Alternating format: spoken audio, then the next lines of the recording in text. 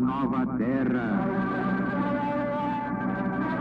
Porque o primeiro céu e a primeira terra se foram e o mar já não é. Eu, João, vi a cidade santa, a nova Jerusalém, que da parte de Deus descia do céu, adornada com uma esposa ataviada para o seu esposo.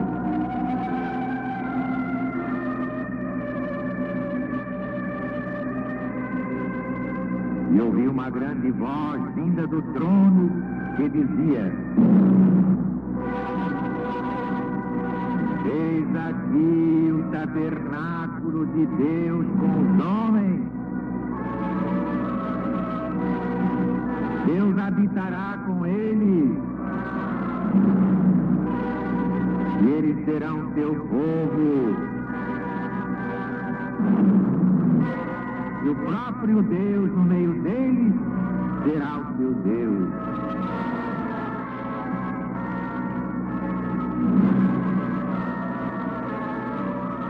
E Deus enxugará todas as lágrimas dos seus olhos.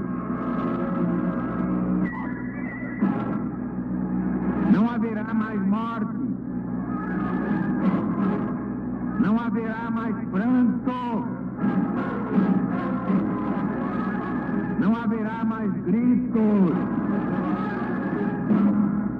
nem haverá mais dor, porque as primeiras coisas passaram. Então aquele que estava sentado no trono disse: eis aí faço eu novas todas as coisas.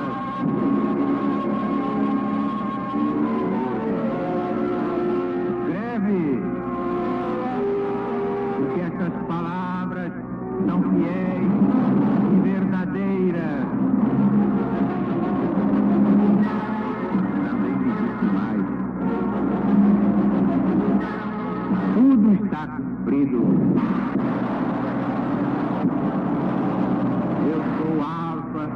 O ômega, o princípio e o fim. Darei gratuitamente a beber da fonte d'água da vida àquele que tiver sede.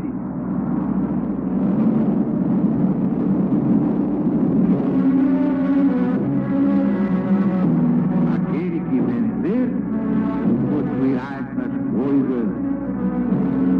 Eu serei seu Deus, e ele será meu filho. Mas pelo que toca aos tímidos,